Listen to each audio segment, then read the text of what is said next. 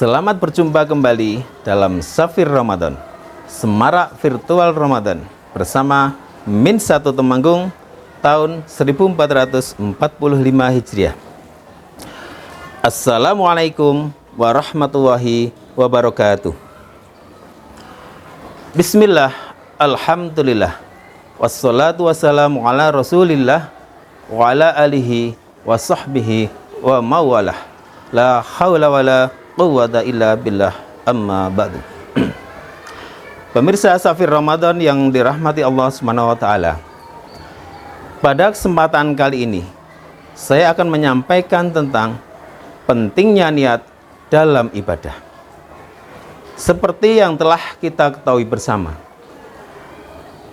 dalam sebuah hadis yang sangat populer, hadis muttafaqun alaih yang diriwayatkan oleh Imam Bukhari dan Imam Muslim, yaitu innamal a'malu binniyat.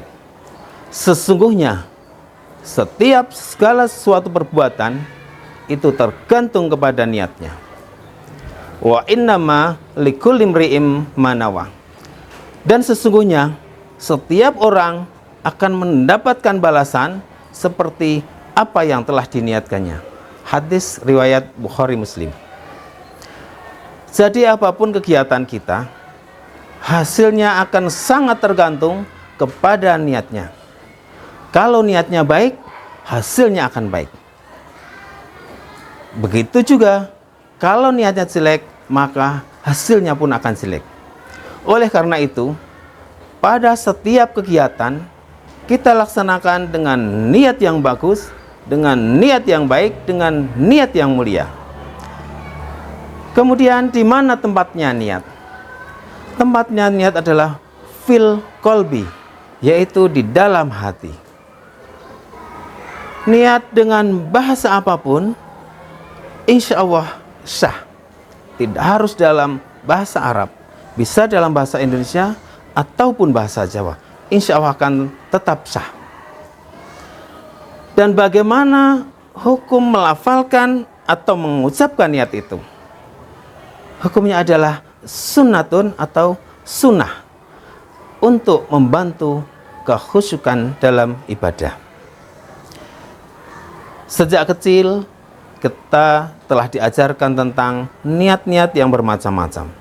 Niat-niat dalam beribadah dimulai dengan toharoh atau bersuci, baik berwudu, kemudian mandi, melaksanakan sholat, berzakat, dan ibadah-ibadah yang lain. Semua didasarkan kepada niat. Pemirsa Safir Ramadan yang dirahmati Allah Subhanahu wa taala, menata niat itu sangat penting.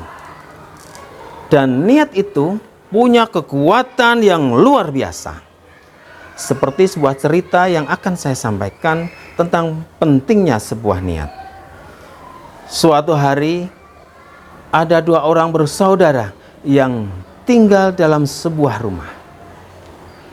Rumah ini terdiri dari dua bagian, atas dan bawah. Satu orang tinggal di bagian atas dan satu orang lagi tinggal di bagian yang bawah. Orang yang tinggal di bagian atas ini adalah seorang yang ahli ibadah. Setiap hari-hari, waktu-waktunya senantiasa diisi dengan ibadah, baik sholat, berzikir, maupun membaca Al-Quran. Berbeda halnya dengan orang yang tinggal di bawah. Ia adalah seorang ahli maksiat. Setiap hari-harinya senantiasa berbuat maksiat, bermabuk-mabukan, dan tidak pernah beribadah. Dua karakter yang berbeda. Yang satu adalah seorang ahli ibadah, kemudian yang satunya lagi adalah seorang ahli maksiat. Di suatu hari, orang yang di atas ini berpikir, aku ini kok setiap hari cuma beribadah terus. Sekali-kali boleh dong aku bergembira. Sekali-kali bermaksiat, kan tidak apa-apa, hanya sekali saja.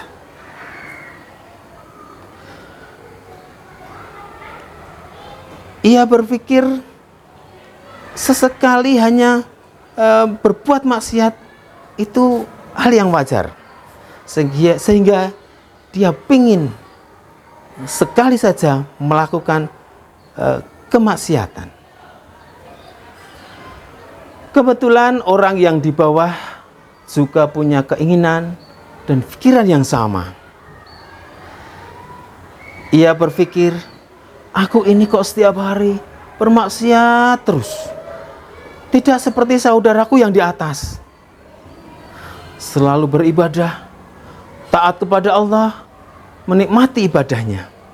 Sementara aku setiap hari hanya bermaksiat saja. Saya ingin seperti yang di atas, saya ingin beribadah seperti dia. Kedua orang ini kemudian sama-sama menaiki tangga yang sama. Yang ahli ibadah turun ke bawah untuk bermaksiat, sedangkan yang ahli maksiat naik ke atas untuk beribadah. Mereka bersama-sama menuju perubahan, namun perubahannya berbeda sesuai dengan keinginannya masing-masing. Subhanallah, terjadilah satu peristiwa, tangganya itu rusak, kemudian keduanya itu jatuh, saling menimpa, dan keduanya meninggal dunia. Maka ketika itu Allah Subhanahu wa Ta'ala menjadikan orang yang ahli ibadah dibangkitkan sesuai dengan niatnya. Apa niatnya? Mau jadi orang yang bermaksiat. Dan orang yang bermaksiat juga dibangkitkan sesuai dengan niatnya. Apa niatnya? Dia ingin menjadi orang yang ahli ibadah. Itu semua tergantung karena niatnya masing-masing. Baru saja dia niat mau ibadah, maka dia sudah mati husnul khotimah, dan dia dibangkitkan sebagai ahli ibadah karena kekuatan niat. Oleh karena itu, marilah kita semuanya selalu memasang niat yang baik. Apapun yang kita lakukan, pasanglah dengan niat yang baik, dengan niat yang bagus, dengan niat yang mulia. Anak-anakku yang dirahmati Allah Subhanahu wa Ta'ala, setiap hari kalian berangkat ke madrasah, jangan lupa pasanglah niat yang baik, niat yang bagus, niat yang mulia. Jangan kalian pergi ke madrasah hanya karena takut kepada orang tua, takut dimarahi kalau tidak sekolah. Jangan niat ke madrasah hanya karena supaya mendapatkan uang saku dari orang tua, ataupun niat ke madrasah hanya karena supaya dapat bertemu dan bermain dengan teman-teman. Kalau niat kalian seperti itu, yakinlah bahwa yang akan kalian dapatkan apa yang seperti kalian niatkan itu. Naudzubillah min dzalik. Oleh karena itu, sebelum berangkat ke madrasah, niatkan yang bagus, niatkan yang baik, niatkan yang mulia. Berangkat ke madrasah dengan niat tolabul ilmi, melaksanakan perintah Allah dan Rasulnya. Seperti yang disampaikan dalam sabda Rasulullah, tolabul ilmi faridatun ala kulli muslimin wa muslimatin. Mencari ilmu adalah wajib bagi setiap muslim laki-laki dan muslim perempuan.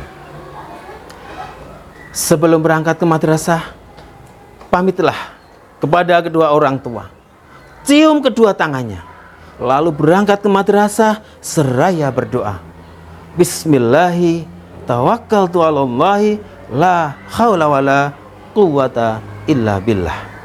Insyaallah dengan niat yang benar, dengan niat yang baik, dengan niat yang mulia, kalian akan mendapatkan ilmu yang barokah dan bermanfaat, mendapatkan pahala, serta yang paling utama adalah mendapatkan ridho dari Allah Subhanahu wa Ta'ala. Kiranya cukup sekian yang dapat saya sampaikan. Semoga yang sedikit ini menjadi ilmu yang bermanfaat. Amin ya rabbal alamin. Kurang dan lebihnya mohon maaf. Billahi taufik wal hidayah war ridha wal inayah. Wassalamualaikum warahmatullahi wabarakatuh.